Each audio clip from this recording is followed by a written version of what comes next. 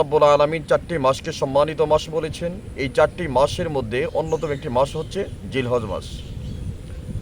তো এই জিলহজ মাসে সবচেয়ে গুরুত্বপূর্ণ যে ইবাদতের ব্যাপারে আল্লাহ তাআলা কোরআনের মধ্যে বলেছেন, সূরা ফজরের কসম খেয়ে আল্লাহ তাআলা বলেছেন ওয়াল ফজর ওয়া লায়ালিল আশর,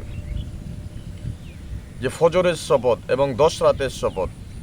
এই জিলহজ মাস অত্যন্ত গুরুত্বপূর্ণ একটি মাস। এই মাসের 10টা দিনে আল্লাহ রাসূল সাল্লাল্লাহু আলাইহি ওয়াসাল্লাম রোজা রাখতেন। বিশেষ করে 9টা দিন তিনি লাগাতার রোজা রাখতেন, কারণ এই দিনগুলো এক এক দিনের রোজা, এক একটা রোজা হচ্ছে বা এক এক দিনের ইবাদত হচ্ছে লাইলাতুল কদরের মতো ইবাদতের মতো সব আল্লাহ তাআলা তার আমলনামায় দান করেন। সুতরাং এই জিলহজ মাস কখন আমাদের মাঝে আসে এবং কখন জিলহজ মাস আমাদের থেকে বিদায় নেয়, আমাদের ম্যাক্সিমাম মানুষ সেটা জানেই না। আজকে জিলহজ মাস যখন আমাদের মাঝে আসে বা কুরবানির আমেজ, কুরবানিকে কেন্দ্র করে আমরা এই জিলহজ মাসের যে গুরুত্ব সেটা অনেকেই ভুলে যাই। মানে কোরবানি করতে হবে, আমরা এই জিনিসটাকে নিয়েই ব্যতিব্যস্ত থাকি, যার কারণে জিলহজ মাস কখন আমাদের মাঝে আসলো আর কখন চলে গেল আমরা এটা অনেকটা উপলব্ধিও করতে পারি না। অথচ আল্লাহ তাআলা কোরআনের মধ্যে বলেছেন আশারু ইসনা আশার, মাস আল্লাহ তাআলা 12টি বানিয়েছেন। ইয়াউমা খালাকাস সামাওয়াতি ওয়াল আরদ, যেদিন থেকে আল্লাহ তাআলা আসমান এবং জমিনকে বানিয়েছেন সেদিন থেকে মাস হলো 12টি। এই 12টি মাসের মধ্যে আল্লাহ তাআলা 4টি মাসকে সম্মানিত করেছেন।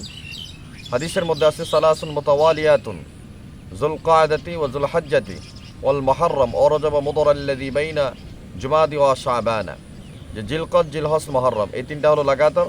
আরেকটা হচ্ছে শাবান মাস, রজব মাস, যেটা শাবান এবং জুমাদিউল ওলার মাঝখানে মাস।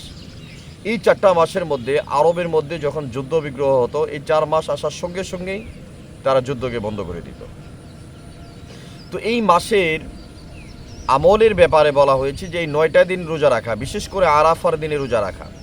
আল্লাহ রাসূল সাল্লাল্লাহু আলাইহি ওয়াসাল্লাম বলেছেন সাওম ইয়াউম আরাফা আহতাসিবু আলাল্লাহি আইয়ুকাফিরা সানাতাল্লাযী ক্বাবলা ওয়া সানাতাল্লাযী বা'দা। আল্লাহ রাসূল সাল্লাল্লাহু আলাইহি ওয়াসাল্লাম বলেছেন, কেউ যদি আরাফার দিনে একটি রোজা রাখে, আল্লাহ তাআলা এর মাধ্যমে তার 1 বছর আগে এবং পরের গুনাহকে মাফ করে দেন। আমি এই ব্যাপারে আশাবাদী। সুতরাং জিলহজ মাস একেবারেই আমাদের সন্নিকটে। আরও একটা বিষয় এখানে গুরুত্বপূর্ণ জিলহজ মাসের আমলের জন্য, মান নারাদা ইদহি, আল্লাহ রাসূল সাল্লাল্লাহু আলাইহি ওয়াসাল্লাম বলেছেন, যারা কুরবানি করার ইচ্ছা করেছে সেই জন্য তার চুল, নখ এগুলাকে না কর্তন করে। অর্থাৎ জিলকদ মাসের 29 তারিখ বা জিলহজের সূর্য উদয়ের পরে তারা যেন কোনোভাবেই এগুলাকে কর্তন না করে, বিশেষ করে নিম্নদেশের চুল, এরপরে মাথার চুল, নখ এগুলা কর্তন না করে। যদি কেউ কোরবানির পরে এই অঙ্গগুলো বা এই চুল বা নখ কর্তন করে, তো আল্লাহ তাআলা তাকে একটা কোরবানি দেওয়ার মতো সওয়াব তার আমলনামায় দান করেন। এই জন্য আমরা যারা এই আমলটা করতে পারি, মানে যারা আমরা কোরবানি করব এবং যারা করব না, তাদের উভয়ের জন্য এই আমলটা করা অত্যন্ত জরুরি। আল্লাহ তাআলা আমাদেরকে এই আমলটা করা তৌফিক দান করেন। এবং জিলহজ মাস এই 10টা দিন, কারণ দেখেন আল্লাহ তাআলা রমজানের পরে ইবাদতের মৌসুম হচ্ছে এই জিলহজ মাস। এটা দ্বিতীয় ইবাদতের মৌসুম বলা চলে।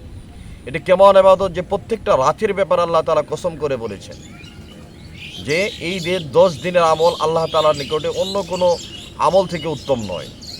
সাহাবারা জিজ্ঞাসা করলেন ওয়ালাল জিহাদু ফি সাবিলিল্লাহ ইয়া রাসূলুল্লাহ, যদি আল্লাহর রাস্তায় জিহাদ করে এর থেকেও কি উত্তম নয়? ক্বালা ওয়ালাল জিহাদু ফি সাবিলিল্লাহ, রাসূল সাল্লাল্লাহু আলাইহি সাল্লাম বললেন, আল্লাহর রাস্তায় যদি জিহাদ করে এর থেকেও এই 10 দিনের আমল থেকে উত্তম নয়। তবে ইল্লা রাজুলুন খরাজা বিনাফসিহি ওয়া মালিহি ফালাম ইয়ারজি', ওই ব্যক্তির জিহাদ যে তার জীবন নিয়ে, তার মাল নিয়ে আল্লাহর রাস্তায় যুদ্ধের জন্য বের হয়েছে, কিন্তু সে তার জীবন, মাল কোনো কিছু নিয়ে আর রিটার্ন আসেনি, ফেরত আসেনি, এই ব্যক্তির জিহাদ এই 10 দিনের আমল থেকে উত্তম। তাহলে জিহাদ থেকেও এই 10 দিনের আমলকে সর্বোত্তম বলা হয়েছে। এই জন্য আমরা বিশেষ করে মা বোন থেকে শুরু করে আমাদের ইয়াং জেনারেশন যারা রয়েছি, আমরা সবাই ইনশাআল্লাহ জিলহজের 1 থেকে নিয়ে 9 তারিখ পর্যন্ত লাগাতার রোজা রাখবো। এই রোজার মাধ্যমে আল্লাহ তাআলা আমাদের জীবনের 1 বছর আগে এবং পরের গুনাহ আল্লাহ তাআলা মাফ করে দেবেন। বিশেষ করে আরাফার রোজা এবং প্রত্যেকটা দিনের রোজা, প্রত্যেকটা দিনের ইবাদত হচ্ছে শবে কদরের ইবাদতের মতো। আল্লাহ তাআলা আমাদেরকে এই 10 দিন ইবাদত বندگিতে, দ্বিতীয় ইবাদতের যে মৌসুম, এই মৌসুমে আল্লাহ তাআলা আমাদের সবাইকে ইবাদত বندگি করার তৌফিক দান করেন।